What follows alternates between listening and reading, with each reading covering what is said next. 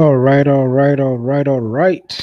Let's get down with the show. So, welcome to Nderitu Basketball Radio. I just said, let me just put like a very good sounding intro. I really like that instrumental, nice music. I mean, streaming are just doing some phenomenal things up in here. But we're streaming on three platforms. So we have Nderitu Basketball Radio, which is my parent channel. We have NBA Kenya and Nderitu Basketball Extra. So we're streaming onto three channels, and I've pinned the link to join the panel, so you can just have this chat and have a talk. And I just said, let me just put an open mic. I went live during the day, just give my initial reactions on this list. And right now, I've just opened even the floor to like people to just call in. So if you wanna have a chat on this issue, we can just you can just make sure to hit the link, and you're joining. Make sure to leave YouTube and join in. Don't watch on YouTube and come back here. So there's that issue when it comes to connectivity. So, and also and also comment in the chat. Stay active in the chat, because any question that is coming, just make sure to pin it on there. So without further ado, man, I'm very excited. Very much excited. Hold on a bit.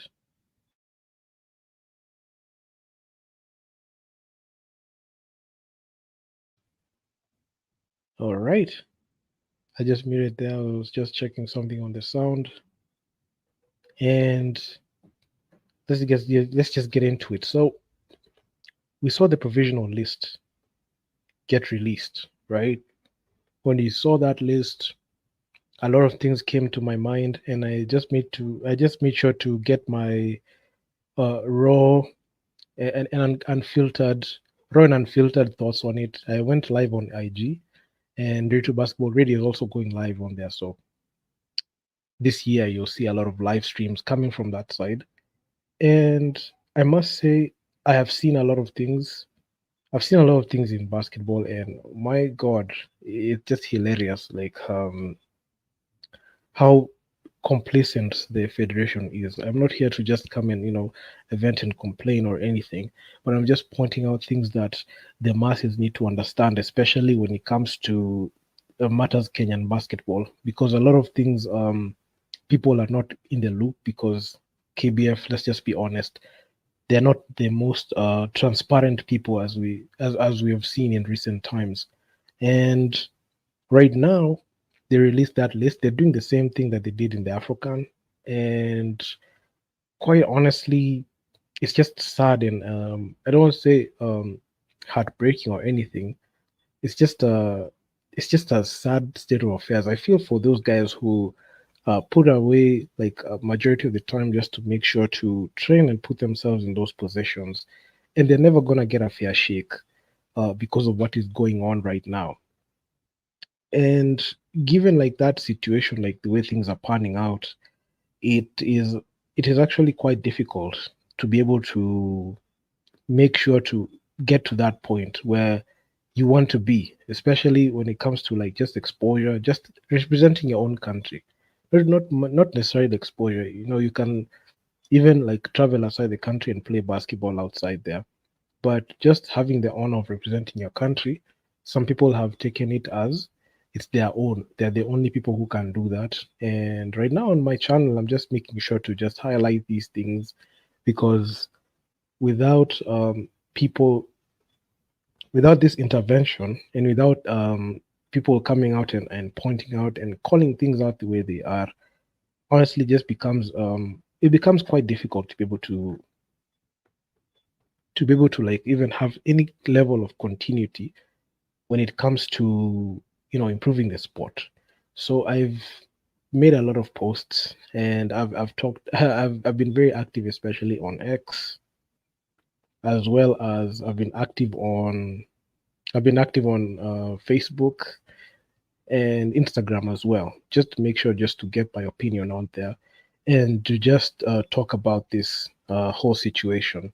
And I I have a tendency of just using platforms, using digital platforms to make sure to inform people on what is really going on. I've done a good job at it, especially when it comes to just relaying information, just making sure that people are informed of what is really going on currently. And at that, that was the whole emphasis on the channel when I started. I don't want to go into much detail on that because my God, that's just another another story for another day. But all I must say is this, right? The whole intention of even having this live was to make sure to even just have people on board just to talk about this. Hopefully, can have a couple of guys in here just to talk about this whole situation. Let me just try to see if I can pull up some people. I've pinned the link on there so that people can be able to like have access to it. So if you want to join in the panel and have a conversation, make sure to click that link that is pinned at the top because that's where all the magic is happening. So right now I'm just trying to set things up. It's been a minute since I've operated using this StreamYard, but of course I've been using it for the past for I've used it for the better part of like 2 or 3 years now. So we're just good at it. So let me just put this. Just reaching out to some guys' DMs here. All right, I think we have shared the link widely, so that guys can even come in and join in. So given this whole situation, I've seen the Kenya Morans have brought in a coach. They brought in a new coach, and he hails from Australia. So I'm just waiting to see how the selection process is going to be done because they've reduced the provisional list. So this is a not the final list, so it's the provisional. So we're waiting to see after they go to tryouts what is the final list going to be released. So waiting on that one. So with that one, we'll have to just see how they operate, especially when it comes to training camp, of which I am somewhat of like skeptical because I've seen this story play out time and time again. I've seen them play this age old this age old trick. Just add the volume here. So I've seen them do this age old trick where they produce a provisional list. After they do that, they go to a tryout. Mostly it's just scrimmage. Then after that, they mangle the list. That's when the cartels come in and do that thing that they usually do. Then they come up and fumble it and get and the final list is generated. And I must say the KBF cartels are just they just run deep. Honestly, I don't think there's anything we can do to be able to stop these. So I'm seeing. Let me just put Mike here on set. Mike. Yes, Nderitu, how are you? Vipi man. How have you been? I've been great, man. It's been a minute. I thought let me just set up on the channel, just talk about this whole Kenya Morans thing, man. Yeah, great stuff. How's your new year coming along? The new year is great. It's fireworks from the start. Yeah, which Just is good. nafuatilia vitu mdogo mdogo hapo. So Great. you're just waiting to see. So hii kitu ni February 19th. Yes. I'm not sure what we are doing right now. It's about 4 weeks away. We have like 4 weeks to prepare. That's like a month. Well, that's again, that's Kenyan standard, so nothing to complain about. So at least we have at least a month to go out and prepare. Lakini kitu I don't know. Mi siko sure now. They've brought in like a new coach from Australia. Yeah. Ameleta a new coach. I've seen they have added like people on the list the way they used to do. The way they produce the provisional list, the way they do it. Exactly. Yeah. So there's no difference. It's just rinse and repeat. I'm just waiting to see how far it's gonna go. So, but this one, Yeah, exactly. That's now the outcome of it. The end goal is now what we have to wait and see. But one thing. Okay, aside also, I have a few things regarding like you said, how the head coach was selected, what is the thinking behind who gets into the technical bench. You get, and then the selection of how the players are done. I don't know. Those are things which maybe KBF needs to come up and tell people how the selection is done, because the expectations from the fan side is also a lot. On the player side also, well, there are names there which are like, okay, good. There's some names there, then you're like, okay, why is this person there? So I don't know whether, of course, we're not going to get that answer on how the selection is done, but one thing, the players there, okay, I'm like, okay, fine, that's good. And also in terms also of the technical bench, there are people there who you're like, okay, this is a fresh breath of air. So now we have to wait and see what happens there. What are they bringing to Morans? So it's a wait and see the kind of thing. oh my God, like it's the same thing. This is the same thing they did in the African. This is the same thing. Like it's the same thing. And the thing that bores me is when will we ever learn? Like we keep doing these last minute things. I don't even know where this coach came from. We just saw his bio. It was just announced. Exactly. We okay, announce him. There was no like. You see, I'm happy we have a new coach, but I'm not happy with like the way it was done. But it's fine. Sometimes change is good. Yes. We still have Coach Cliff Warren there because I don't get it. I don't understand why he's there. I feel like he should be dropped. I don't understand why Ansett is there. Where is Coach Guy? He got dropped in the FIBA African campaign last minute. Yes, so last minute, what is going on with that? Did he step down? Did he resign? At some point, he was the head coach. Sahia Metolewa. So what's going on? Then on Ansett or Fula Kwapo. Then on strength and conditioning, Hari. I mean, my God, it's from the top. It's you can't be able to like get what these people are doing or even their logic. I honestly did not get KBF logic. Then when it comes to like the list, I feel like it's formality. They've done this before. Then the cartels go in and just mangle the list. No, najenga watu wao.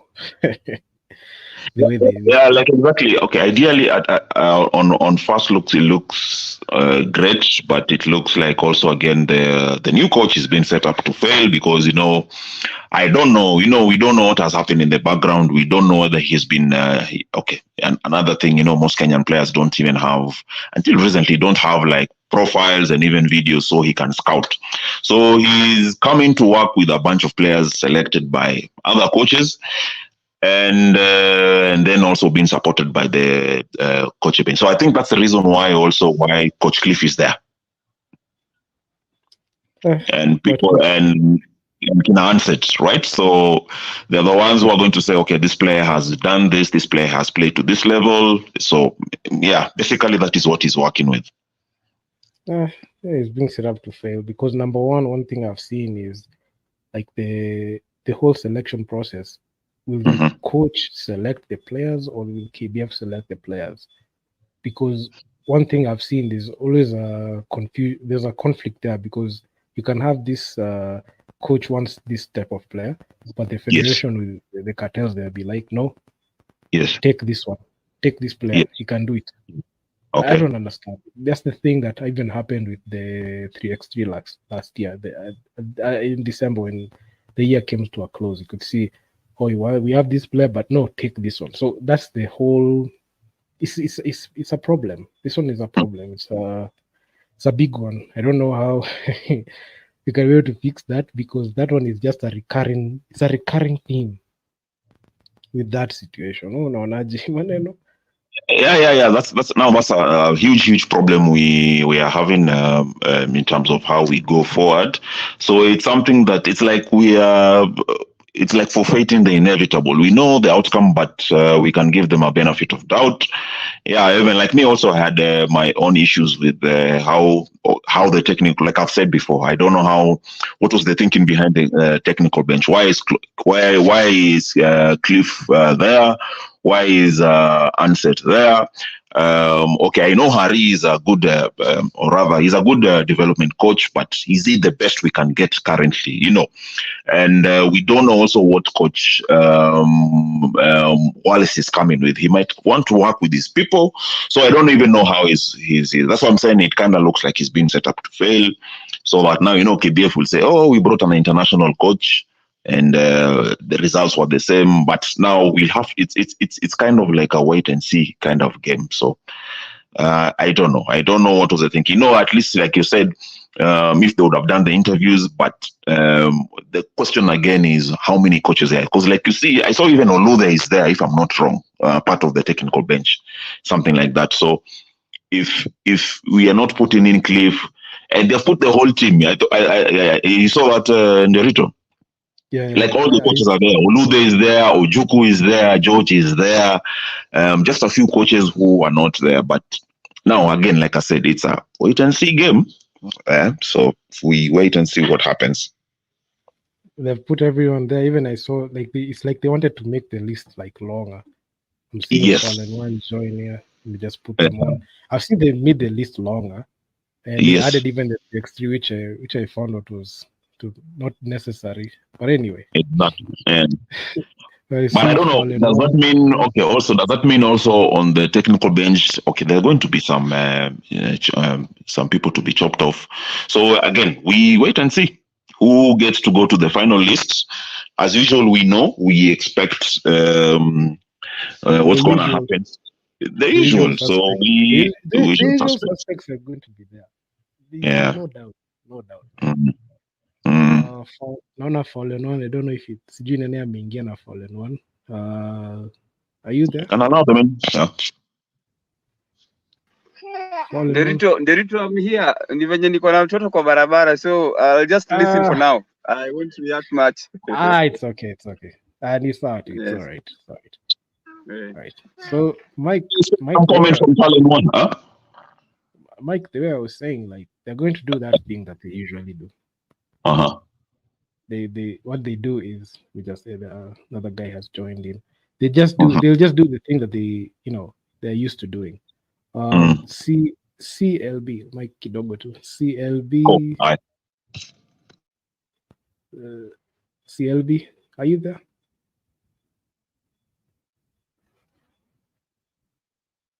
Okay, maybe that they have not set up. But anyway, still going back to like this whole thing, the way they do things. Even on the just even the guys on the panel, I know I put the link there, so please feel free to join in and also share the link widely so that a lot of people can see it, or even share it to the federation officials so that they can even listen to it.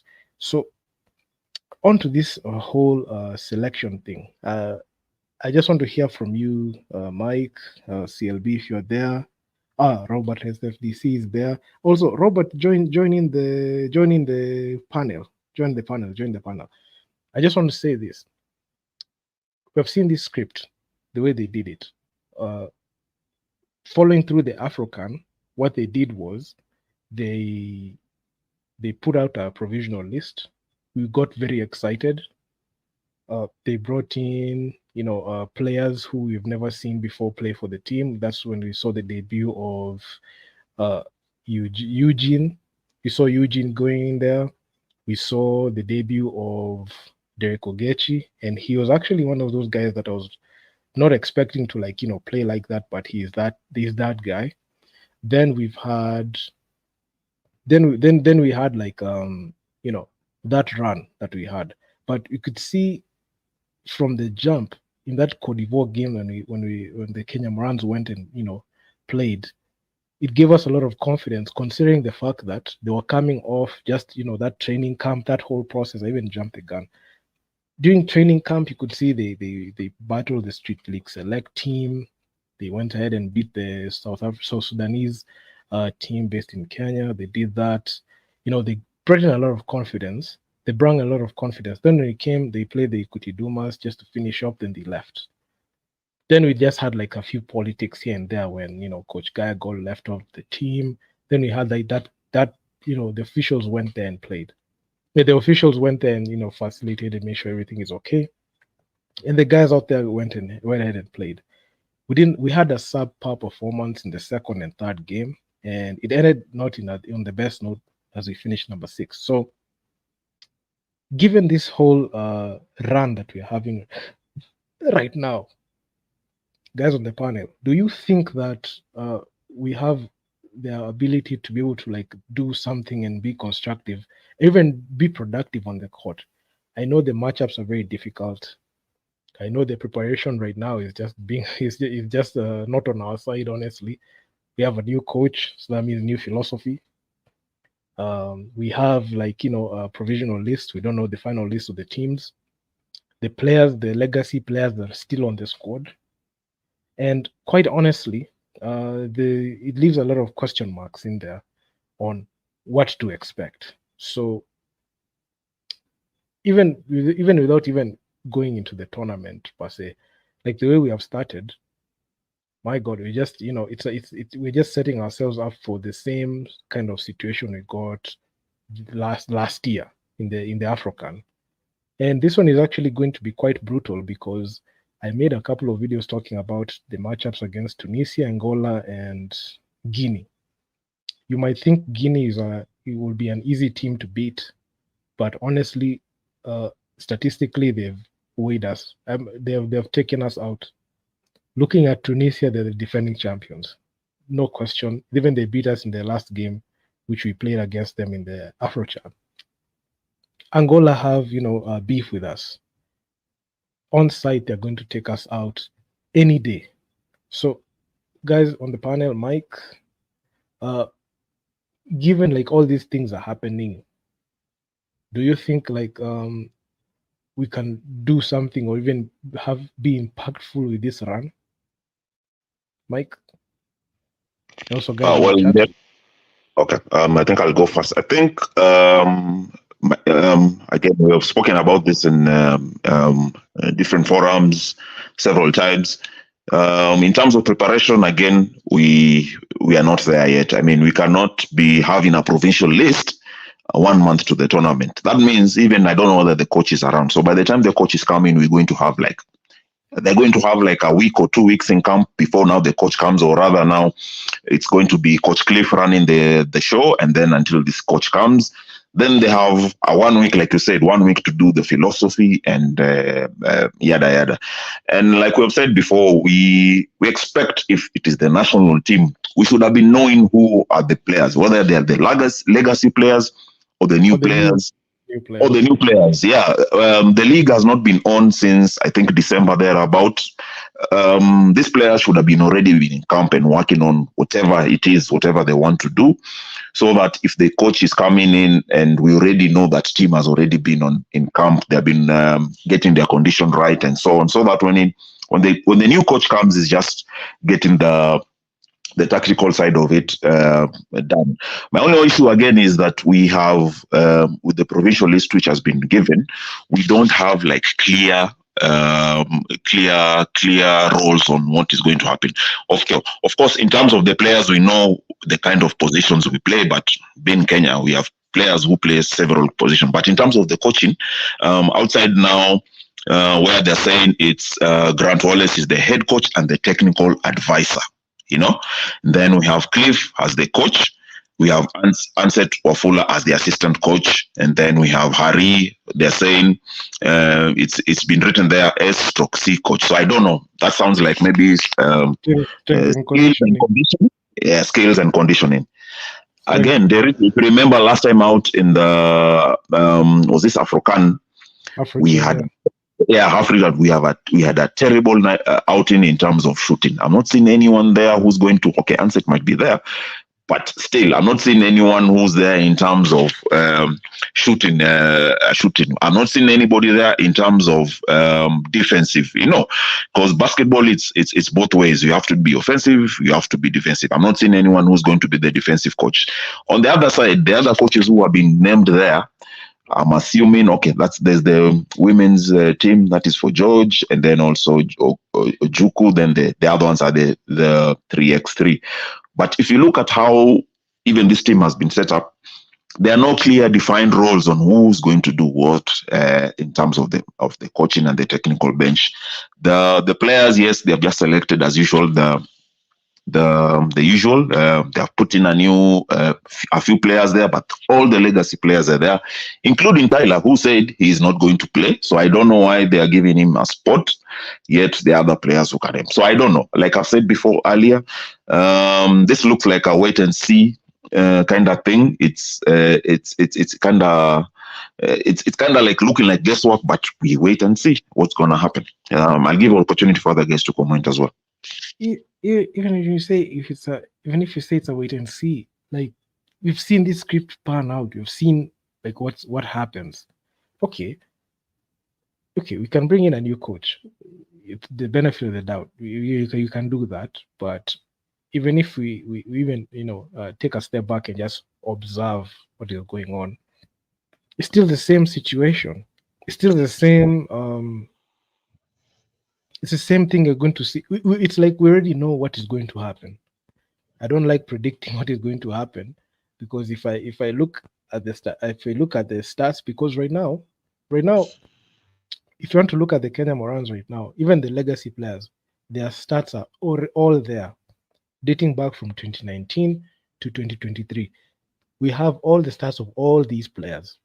We can tell you how they match up against Angola. We can tell you how they match up against Tunisia. Can even match up against Guinea, although they have never played Guinea, but you can know.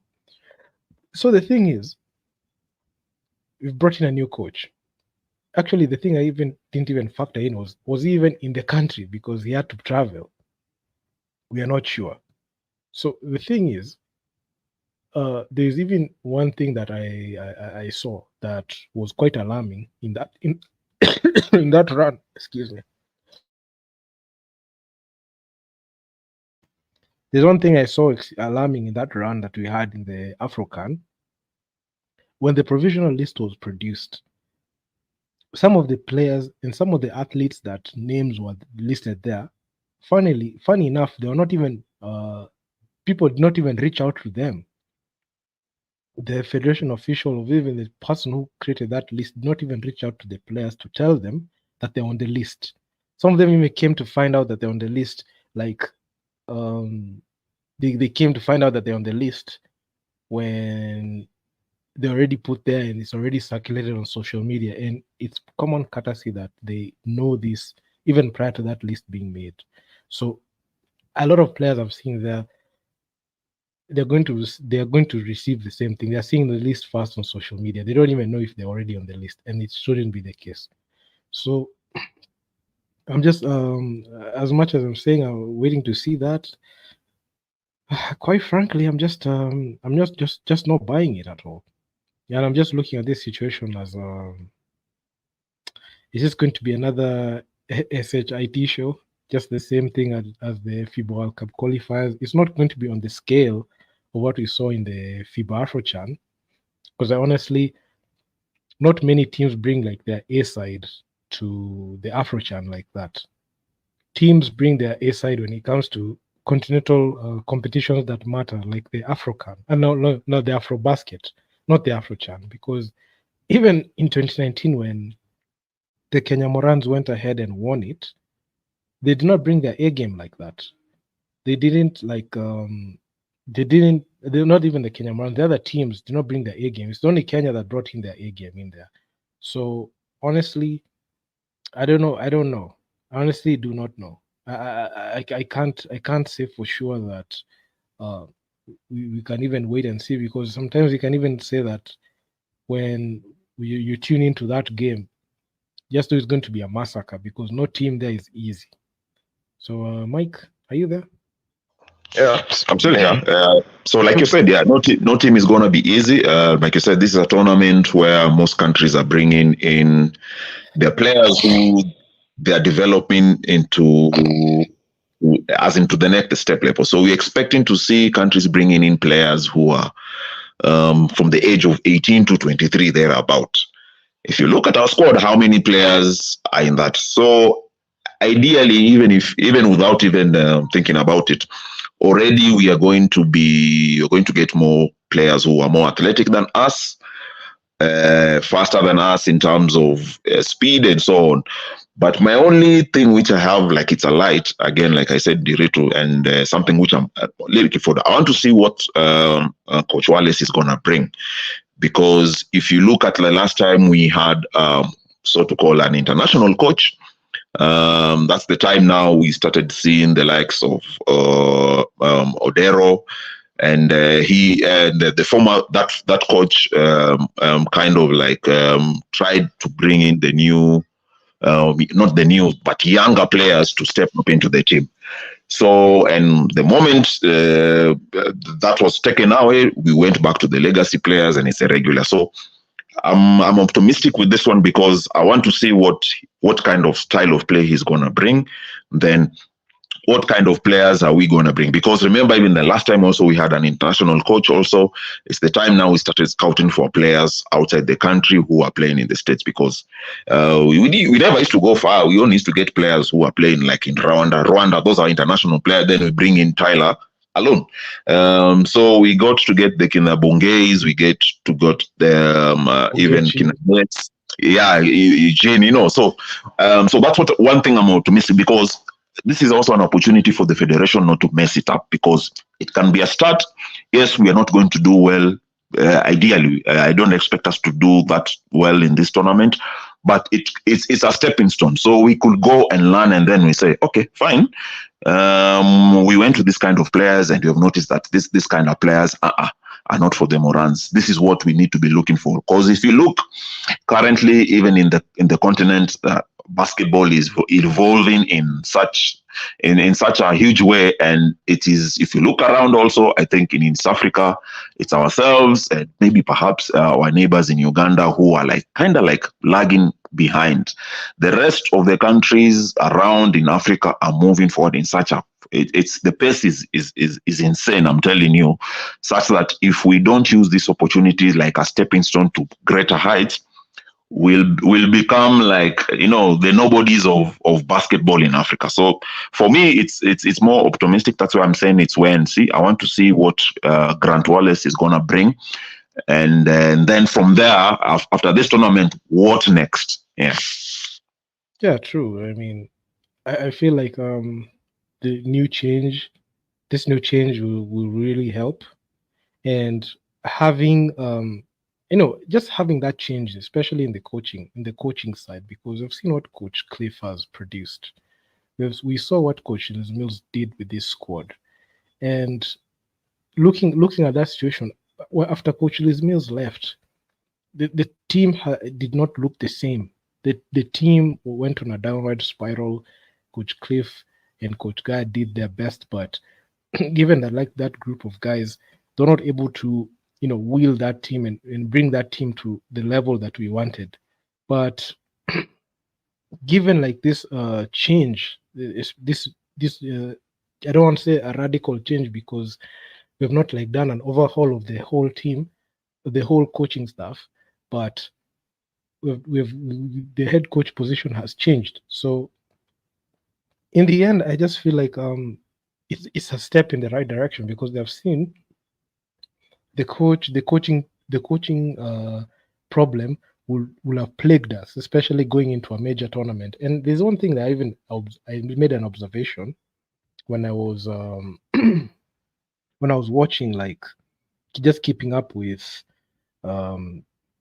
continental basketball. There are tournaments that countries take seriously. The AfroBasket, a lot of countries take this tournament very seriously. And looking at even a competition like the AfroChan, I don't think like a lot of nations took them with the magnitude of seriousness that it deserved. I didn't see that, because the big the big tournament was the FIBA World Cup that was just a month away. So that's the one that they were gearing up towards. So even like they didn't give the AfroChan that much seriousness. I think it's only us that we give it like a lot of seriousness, because we were really down bad at the time.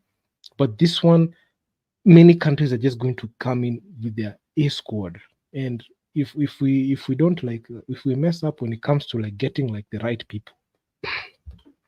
people who can be able to like do something for the squad, this might be it for us, because where do we go now if we fold in the Afrobasket, and let's say, for example, worst case scenario, you get beat 0-6. We go 0-6 like countries like Madagascar, the way they get beat. Where do we go from there? Do we go back to this same discussion of trying to rebuild legacy players, all that? Or we do look ourselves in the mirror and say, you know what? We had all these chances, but we have failed. We have all these, opportunities to become one of the teams that can be a threat, but we have thrown them all away. And what puts more pressure is what other countries are doing around us. We're seeing what Rwanda are doing. We're seeing what Uganda is doing. As much as they're not there, we can see what they're doing currently right now. So even with this tournament, if you just take it in isolation, look at even what other countries are doing, even in competitions like the BAL. So it's so difficult. If we fail in this part, where do we go from here? Because when we fail in the AfroChan, now that means with that 6th place finish, that means that when the next AfroChan comes in, we have to go through Road to AfroCan to qualify for it. Now we're in the Afrobasket. If we fail in this part, where do we go? Quite honestly, tutaenda wapi? Hii kitu itaenda wapi bana? Mike, you put your video on. Yeah, sorry. Sorry. Yeah. So again, like you said, it's. I mean, even the writing is already there on the wall, because we have seen what happened in the last outing for Afrobasket. We've seen what was there in the last outing for Afrocan. So the writing is already there on the wall. We already know where we made our mistakes. We already know what went wrong. So it's all about now, like you said, where do we move ahead from here? We move. Yes. We know where we're going to. We know what we need to do, but it's so radical, because that means that we have to get rid of some things or some bad habits that we've had, and also some personnel just have to step down so that we can get to that next level. Okay, looking at even this situation like this, right? Yeah. Other like countries are gearing up towards continental ball. Like this is in the past like 2-3 years, we have had like a surge in people wanting to play basketball in Africa. It has been one of those things that has taken us by storm. But the problem is, we are not. Kenya is not prepared for it. And the reason why we're not prepared for it is like partially. I wouldn't even blame the athletes, because the athletes do their job. But when it comes to the coaches at the club level, the federation at the executive level, I can say they have really failed in setting us up for success. They've done, they are successful in, getting GOK to fund our outings. But when it comes to when it matters on the court, we really struggle. And you have seen statistically, we are not the best. We are not the best. We're not the sharpest tool in the box, especially when it comes to players who have the ability to play well. So honestly, this one is just I must say it's a difficult one. I feel like we have a shot. We can say we have a shot, but it's a long shot, man. Let's be honest, Nderitu, it's indeed a long shot, or we don't even have a shot at all. I totally agree with you 100%. I mean, I don't know. The federation is it's a whole monster to deal with, because the question would be what is the federation doing in terms of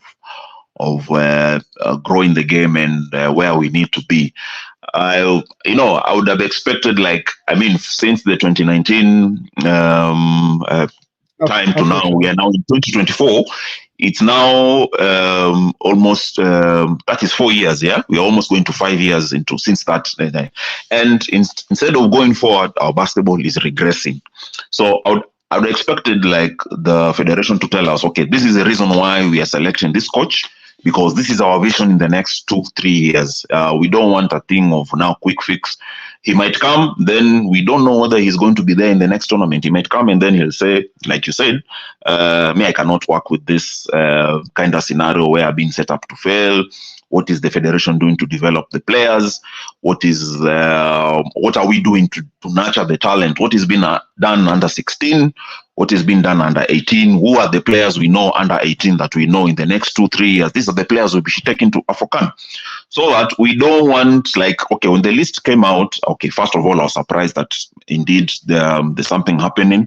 But then when I was looking at the list, I wasn't surprised. Okay, there are a few names who I'm like, okay, who is this? So we'll try and find out. But again, I'm not seeing any, like, somebody who will be like, okay, there's an under 16 player where there's an under 18 player who I'm like, okay, we want to see what this player brings. In terms also like we said again earlier on in the beginning, in terms of the coaching. So if you're putting coaches there, they're like, okay, why are we bringing this and this coach here? Why is this coach here and why is this coach not here? Those are the questions which, yeah. So the federation it's I don't think it's something we would want to dwell in. We know they're doing it.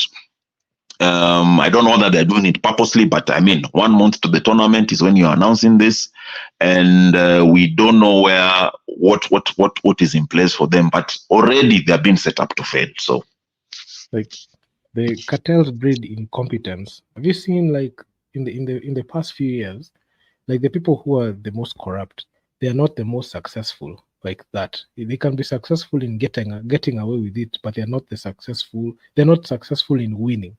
And that's the thing that I've seen. A lot of yes people around the federation who think that everything is okay. If you ask anyone in the federation, albeit the chairman, assistant chairman, I don't even know if they're doing their job, anyone there in the federation will tell you that everything is working on well. You see, you have the provisional list. We are doing everything that we are doing to make sure that we put ourselves in that position. But if you look at it closely, like, there's nothing. There's nothing that can, I don't want guaranteed success, but you don't even have steps towards success. So it becomes actually quite hard. And the thing that even I've seen that even brings a lot of pressure is the fact that other nations are surpassing us, and not even surpassing us by like a short not even surpassing us like by we can reach them. They are going beyond us. In like the next month, we'll have like we have 3 countries that will be playing in the BAL coming from East Africa. Kenya, not name one of them. Even Kenya cannot even produce a team to play at that level. So that's actually quite embarrassing. In East Africa, we're not even the team to beat.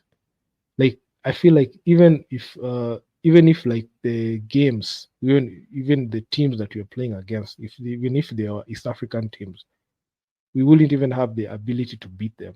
We saw what Pazzi did to KPA. I'm not saying KPA are the national team, but to some extent, you have players who played for the national team there. Or even if they're not playing for they are eligible to play. So we are seeing a situation where we are being left.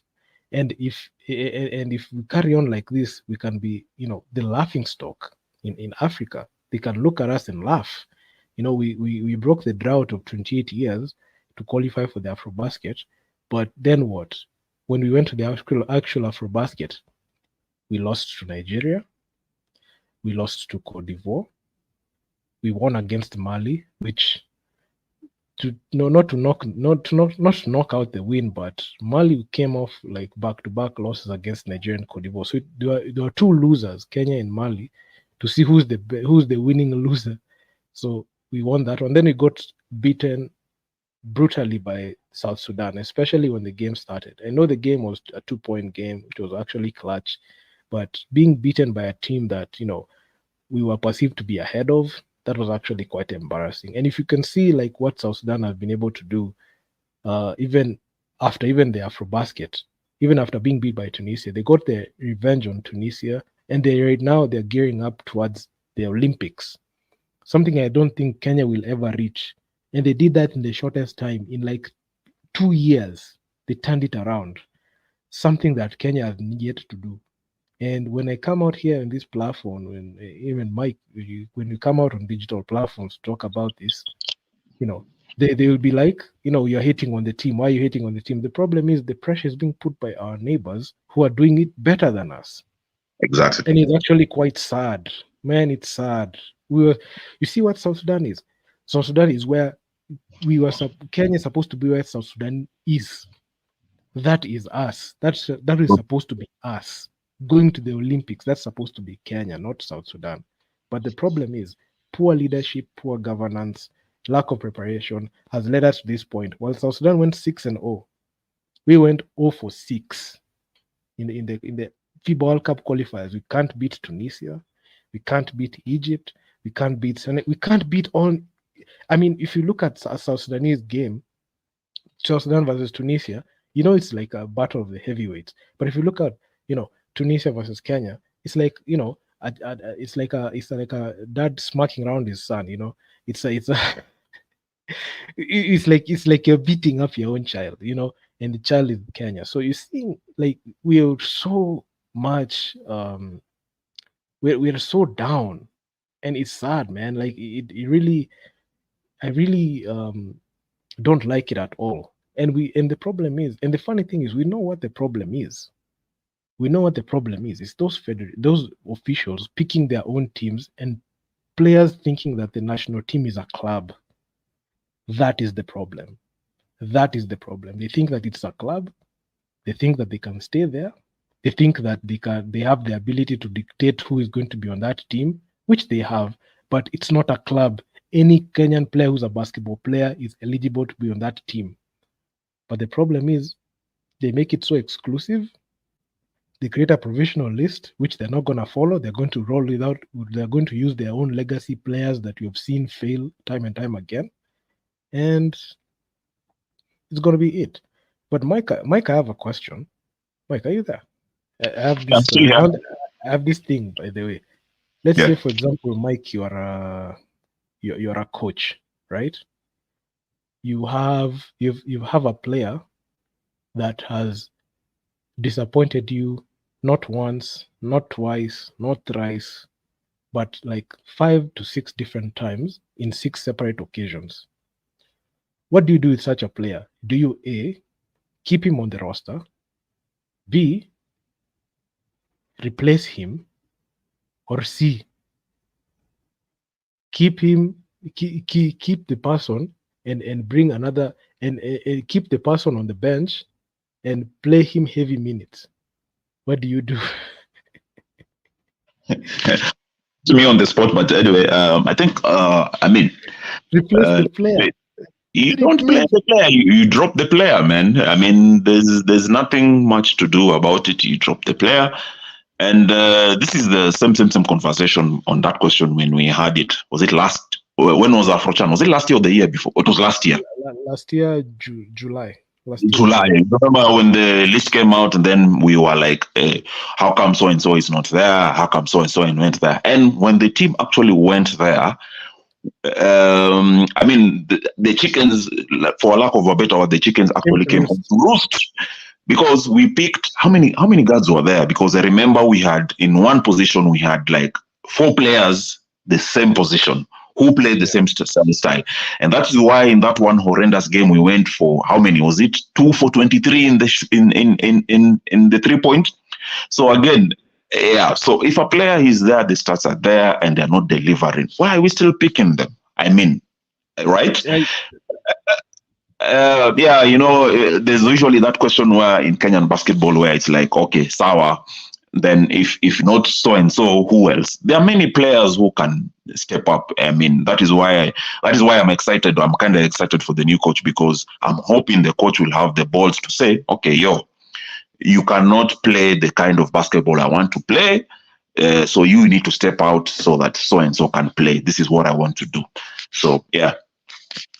But these guys have massive egos. Would you tell somebody who was starting, "Oh, we're going to bench you because we don't want to see you there anymore. We want to give this shot to another person"? No, they're arrogant. They don't want to do that. Why would they? They have been allowed to fail. Many years they've been allowed to fail. and it's been acceptable. So why would you change it? And that's the logic that they have. Yeah. So that's another thing which the federation and some players also have. But again, we at times and Nderitu, we all have to agree. You have to eat humble pie. You are like, okay, sire, my time is up. Let so and so now take up the spot. Yeah. It's yeah, it's good. It's something, I know it's something huge to get. I mean, to get called up to play for the national team in whatever sport. But it comes a time where, like, even if you get the call up, and that's why I respect and I really admire what Tyler did, because he was like, yeah, he's arguably the best player on that roster, Yeah. or currently the best player we have in the country. But for him to say, like, yo, me, I'm not dealing with this kind of shenanigans and preparation and leave my name about. I'll only come and play when you guys have like proper structures and proper preparation. I'll come. I mean, how many players in the roster can do that? You know, guys get the call up. You're like, yo, me made to a national team, whether it's provisional or not, I got called up. If I get dropped or not, yeah. So this egos thing, people need to learn and eat humble pie. I mean, the stats are there. If you want, I don't even know whether we have a video kind of person for the Morans. I mean, those are the things which the coach Wallace should be shown. I'm like, yo, this is how this Nani plays. This is how he plays defense. This is how he plays offense. So when he's dropped, there's evidence there. So we don't want to do ego bruise. I mean, if you can't play or your time is up, please let the other people play. Yeah, true. Like you're having some people who think like, it's like they think it's like a club. They think it's like, we have exclusive access to this. Honestly, there are players who's not supposed to be on that team. If we just, even on the stats perspective, even if you look at the stat sheet, if we compile all the statistics of the players that you don't want on the team, it will play against them, because you'll see a player average 1.8 points per game. Go in a game, they have like, north of 5 fouls and 0 points. They're not assisting, they're not rebounding, they're not blocking, they're not doing anything. Nothing. They're doing nothing. I know the national team dynamics are different because it's different from the club level.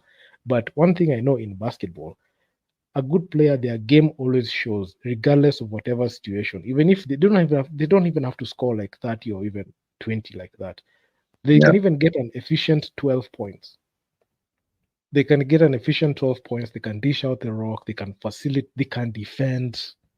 They have that physicality, something I have not seen Kenya have. Like somebody like Bushwa Mukota gets, bumped every single time. Somebody like Bram, I know it was his first go around, but he couldn't even hold the ball with two hands. It was actually quite difficult. So we're having players who have been complacent. Somebody like Bush, that guy, when he plays the five, he's the most inefficient player, especially with productivity coming from the post. I know our eyes get shut when you see like his rebounding numbers. This game, he got like about 18 or 19 rebounds, but majority of them are defensive. He got like about 14 or 15 defensive boards, but the other offensive boards, what did he do with them? Nothing. He couldn't even. A question to Nderitu before you go far. Yeah. Yeah, So that example for Bush, um, how many players do we have that can play that five position in the first place? we That don't can do better have. than Bush. We don't have, and that's the reason as to why we stick with them. Exactly. We So stick with him. I know. I know. we It's are, like, yeah, we are caught in a catch-22. So that yes. is why also we need, I don't know. That's why again, KBF, they need to, I don't know what they're doing. They need to start scouting. You can even get, sorry to say, we can, the only players who have that kind, okay, they might not have that mass that we need for that position, but the height might be there. We can, I think we have so many players who are from South Sudan and they are now Kenyan, so we can get them, and the likes of I don't think whether Bram could play that position well. But I mean, what? Okay, God forbid. I'm thinking of what if now we don't get a player like, what if Bush cannot play? What do? We don't have a player of that size. Like that's why you were saying on the defensive side of it, he was getting so many rebounds. He protects the paint.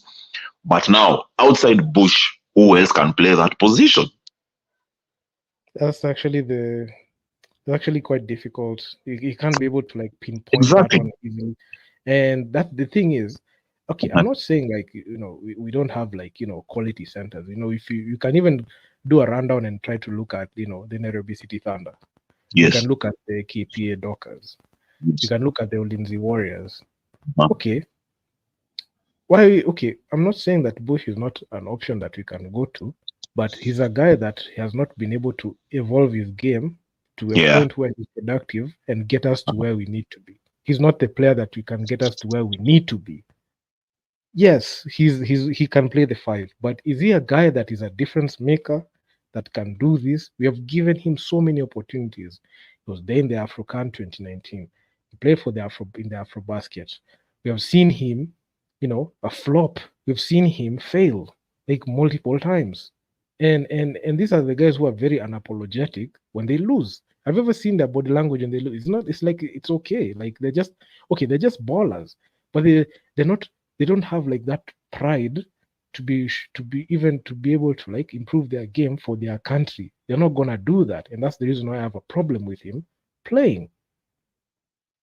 I do. Like I don't think he's a guy that we can rely on consistently. And even not rely consistently, rely to be able to push the needle for the team. I don't think so. And that's the reason as to why I'm not that comfortable when he gets selected, because I know this is a player that doesn't care. He's just gonna go there, play, even if it's a win or a loss, it's okay. That's how they operate. There's no national pride in them. Actually, that's actually supposed to be a metric. People are willing to dive and play well. That's one thing. So, Mike. Yeah, I totally agree with you. So and that also brings another aspect of it where we're saying also the players, we need to see some competitive edge in terms of the players, because if I know I'm a five and I know Bush is the starting five, if I get this opportunity to get called up for the national team and I know Bush is the starting, I need to play in such a way that I'm going to knock out Bush.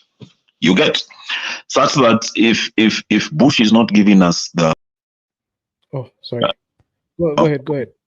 If he's not giving us the returns or the results that we desire, we know that we have player X. If it's going to be further than he's going to play, then we're like, okay, let's look at the stats and let's look at the returns. If Fade is giving us better plus or minus than Bush, then we definitely know that Fade is going to be our starting five, and we're going to move a player like Bush to the bench.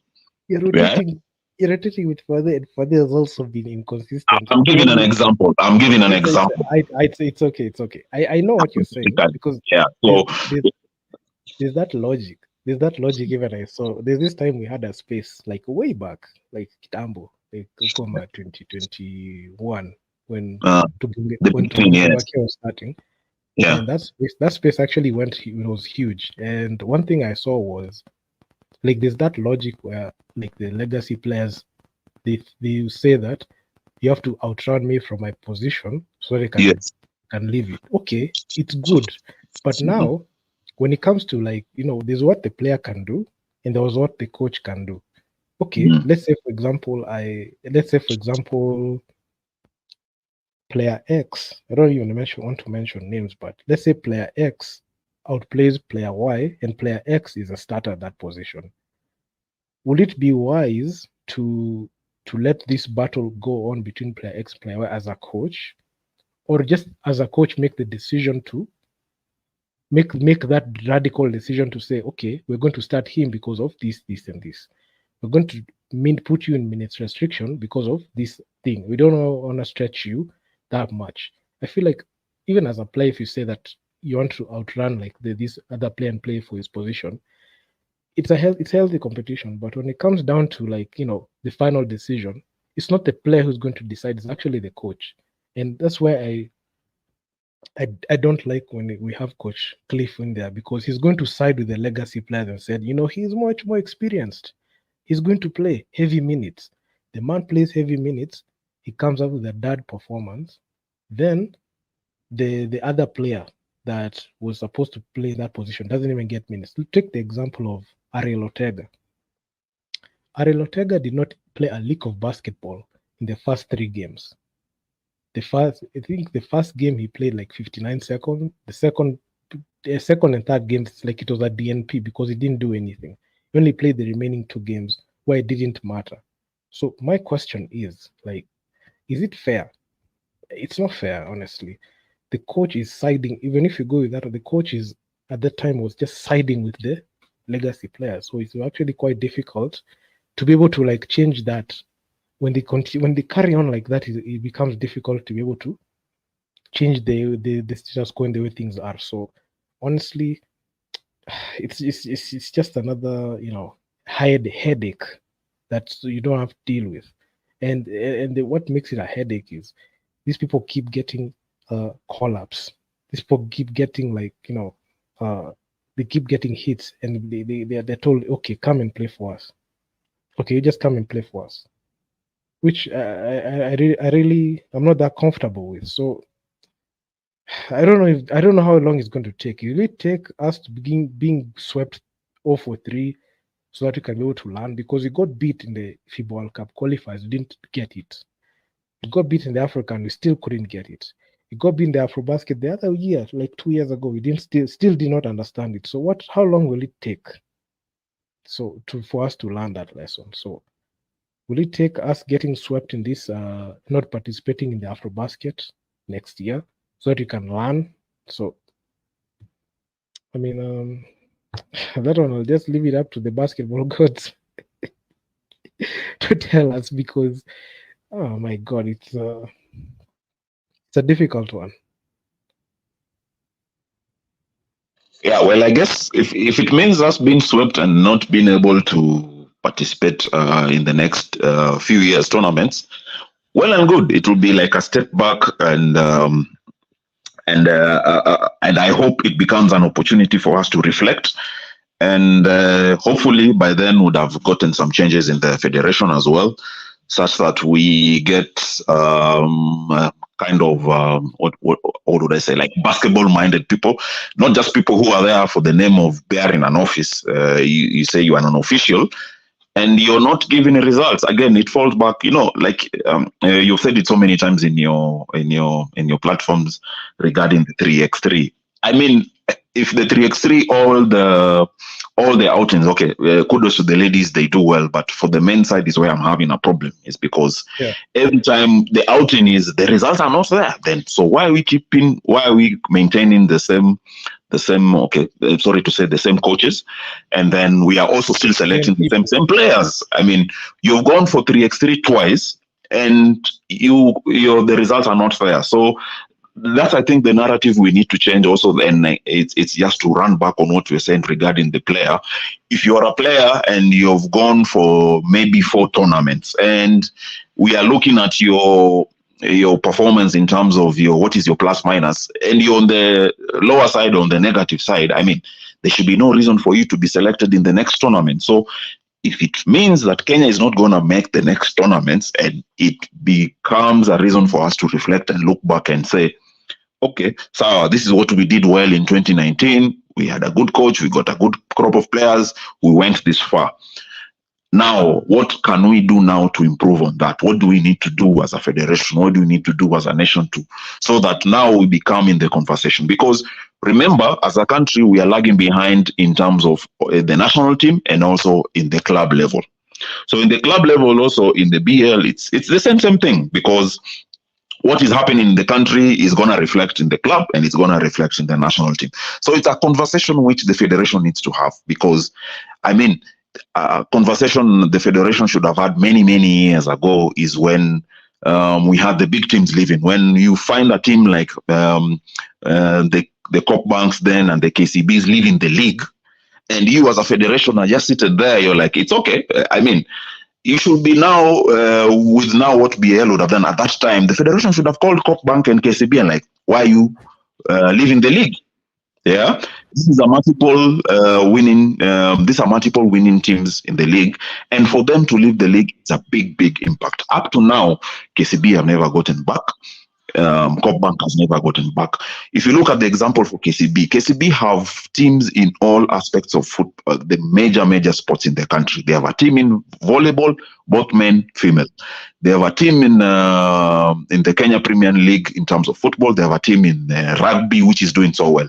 So why is it that basketball, KCB pulls out? It means there's something wrong with the federation. Yeah, I mean, for a team for KCB to say like, okay, we are not supporting the team anymore, blah blah blah, and they're just from winning the champion. Something is wrong, Nderitu. I don't know if you're getting my point.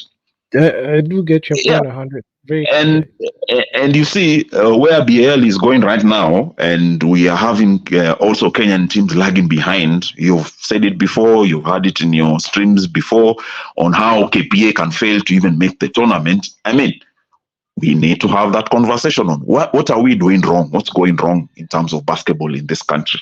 Yeah. It's a question that it has a very direct answer, and honestly, it's actually funny. It's a very funny situation, because on one hand we are struggling to be able to compete in continental ball, and the thing that makes it funny is we know where the problem is, we know what solution we have, but the issue is nobody wants to follow up on it. Nobody wants to call it out the way it is. The federation will blame everything else, but it won't blame corruption. It will say it's everything else but not corruption. It's not even when it comes, when I say corruption, it's not like they're stealing anything, but all I'm saying is, like, there are people you can't trust. There are people they are not transparent. They won't tell you. Like, they won't come out and say that we are struggling here. They were not saying that like, let's say, for example, in the club level, in the club, they would rather stay with their own unit, not ask help from any other coaches, represent the country, fail, and when they win, they want to take all the credit. It's greed and selfishness. You want a coach wants to coach the whole team all through until he wins, so that he can grab all the credit. And it's a collective effort. When whichever team leaves the country, even when you look at the BAL, they're not looking at APR, they're looking at Rwanda. If you see, like, even in the graphic during the game, you'll see APR, then you'll see into bracket Rwanda. You're carrying the flag of the country. Even the women, when they went to the FIBA Africa Women's Basketball League last year, it was KPA, but it was Kenya. So you're seeing they're trying to take the club and they're trying to, like, isolate it from, like, the nation, and it's not working. All right, when you go to the national team level, we have the cartels inside KBF who decide who's going to play, and their only concern is just flying. They just want to board a plane and go outside.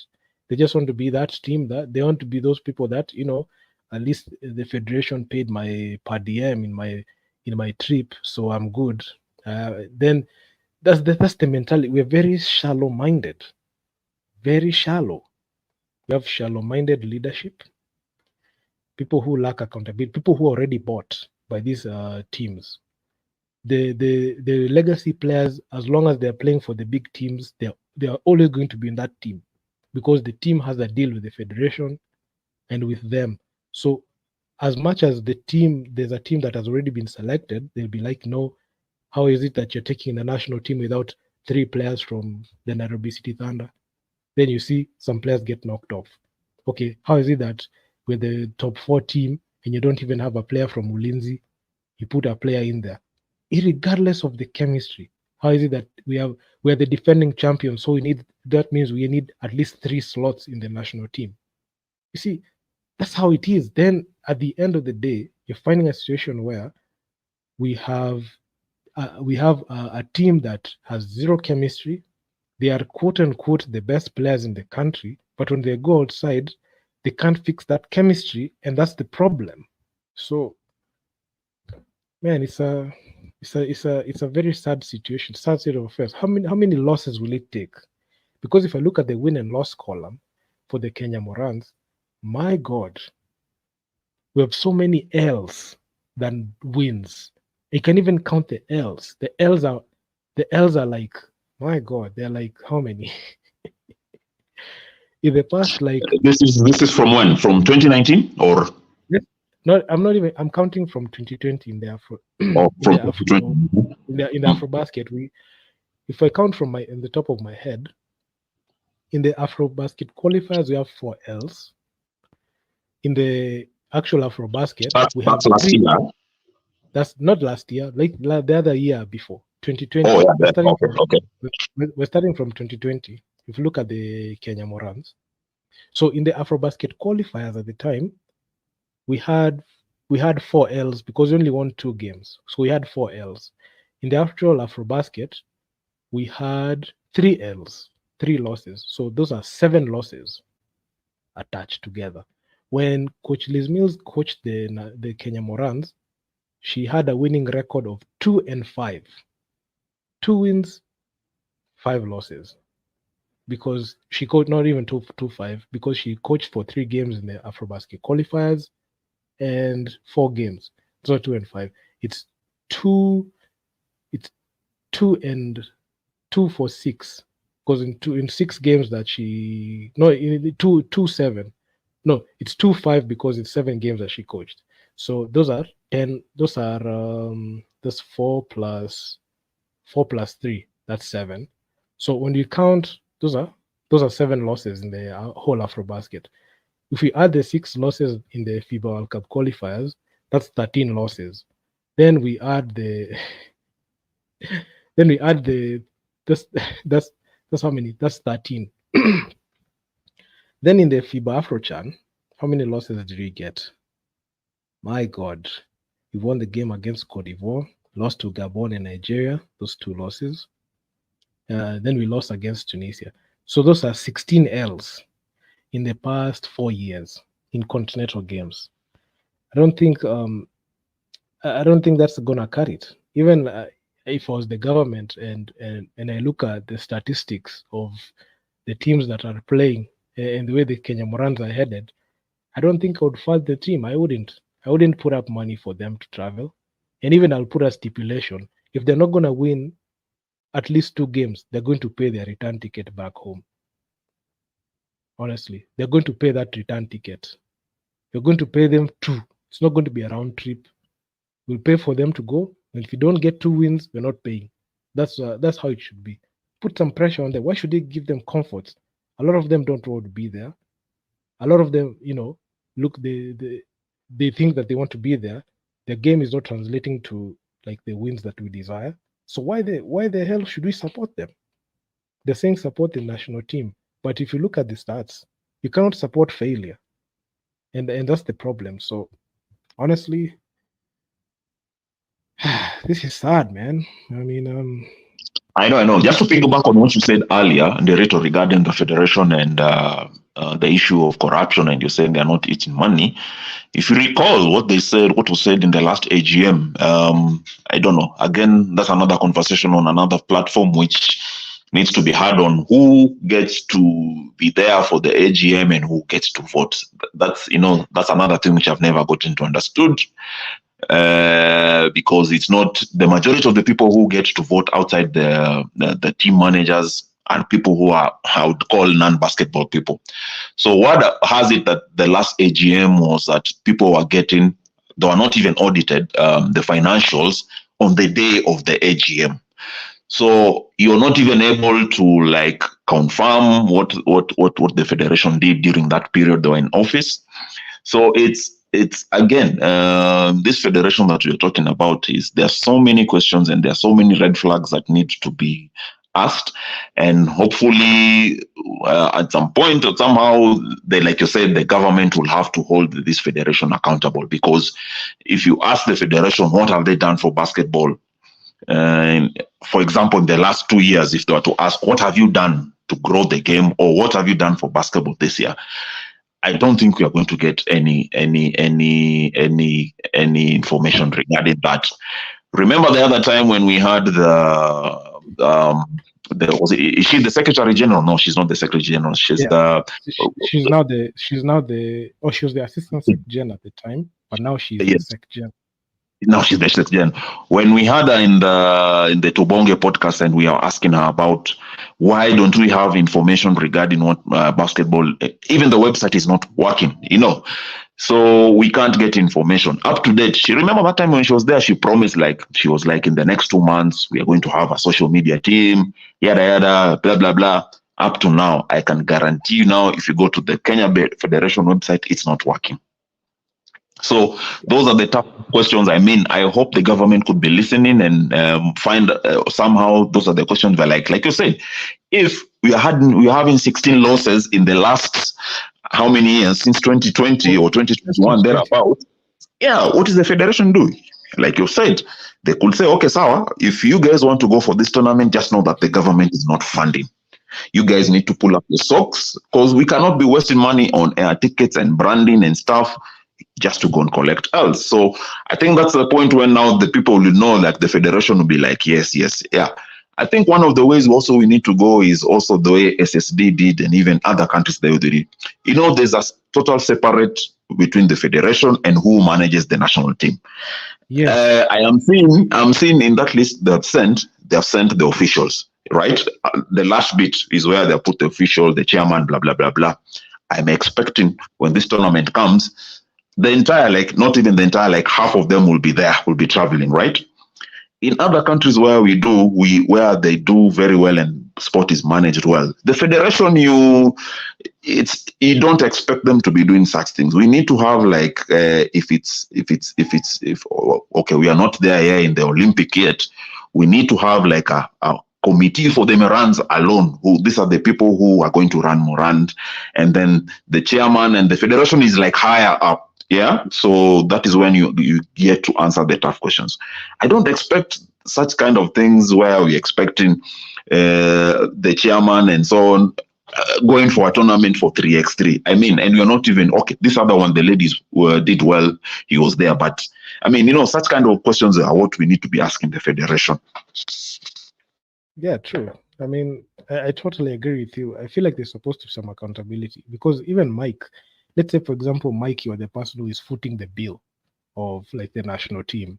Every time they leave, the national team asks you for about 6 million Kenya shillings for the whole facilitation. Then after you've paid all that money, they only come with 1 win and 5 losses. How would you feel? You'd be like, why am I paying for this? This is a lose-lose, because these players don't care. They don't look like they're playing with any urgency. They don't look like they want to be there, honestly. And that's the thing that rubs me off the wrong way, and I don't like it. So I'm seeing Monzes on the panel. Monzia, please can chime in. You're talking about this Kenya Morans provisional list. Can unmute your mic. Monzia? Monzia, are you there? Mike?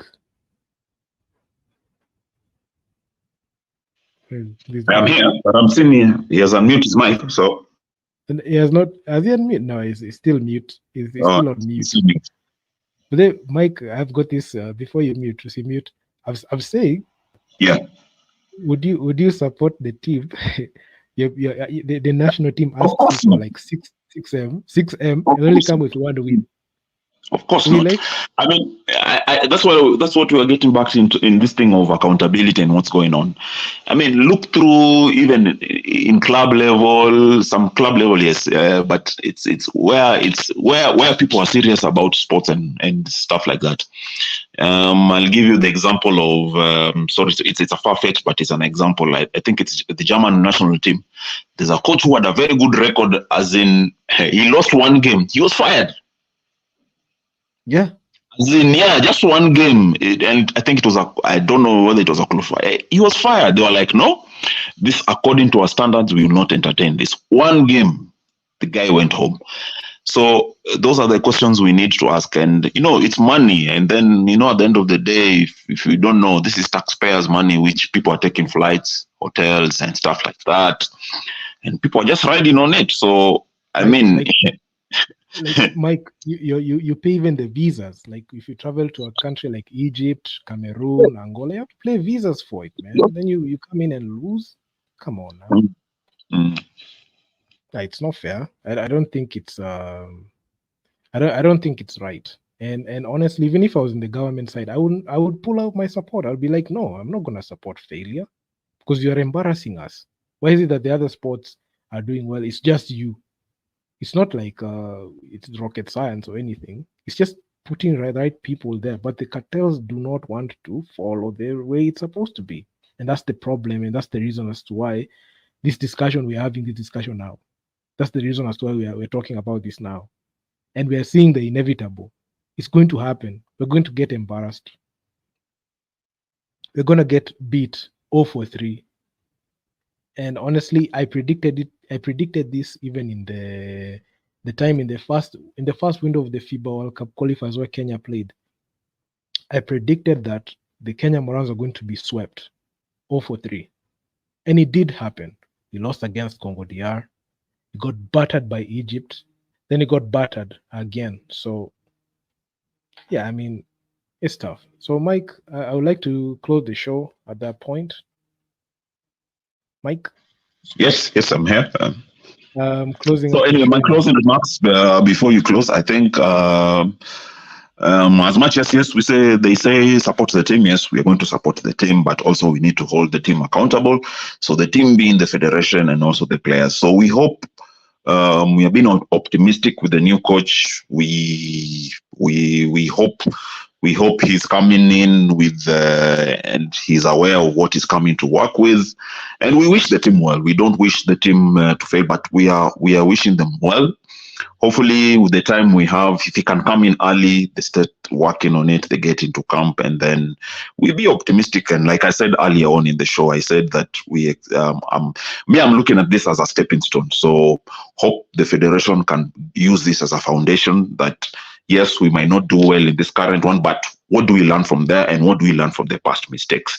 If we can move from there and we progressively move on in the next and say, this is our target from the next 3 years or 5 years, and this is the project we are working with Coach Wallace, I am game. But if we go back to the same old, then what is else to do, Nderitu? So yeah, thank you so much. Yeah, man. I mean, I think I've said a lot of things, but honestly, it's a very difficult thing to call right now. And yeah, man, thanks for turning up for the show, man. I even made sure to send you a direct link through DMs. I still let me send you a DM right now, quickly before the show started. But thank you. It's a pleasure. You're always welcome to come to the platform. I know you've not had a lot of Tubonge Baki spaces, but hopefully this year we can have more of those. So, yeah, man. Yeah, I think we can. We'll try and move the conversation also to Twitter so that also people can get into it. So, I mean, there's so many conversations. Yeah, so we can. Yeah, I'm down. We can organize for one in this coming week. You get the. I think maybe I don't know why maybe people are getting a challenge into getting to StreamYard, but we can do one and let people chime in. We hear people's views and opinions in the coming next week, and we get from there because remember these conversations at some point were making headways until we were being shut down by the federation. Remember? Yeah, of course. So the spaces were being reported. Yeah, and even we were getting members. Yeah, and then we are getting members from the federation to come and actually. So it's good. So I think we can do it. Maybe I'm game. So I'd actually put a notification for this. It was bringing me a notification, but luckily I saw you DM. That's why I joined. Yeah. Thanks, man. Thanks for turning up, man. Cheers, man. Really appreciate it. Tutapatana X spaces. Exactly. Tongea na Apache baadaye. Cool. All right. Wazi, man. Thanks. And that's just about it. I'm very excited to have this show, and I'll be reporting on matters when they just arise. So if you guys like the video, make sure you leave your feedback in the comments when this video goes out live, and also where you're watching from, Nderitu Basketball Radio, Nderitu Basketball Extra, NBA Kenya, wherever you're watching from, we'll be going live. So expect this in 2024. And I'm out. Peace.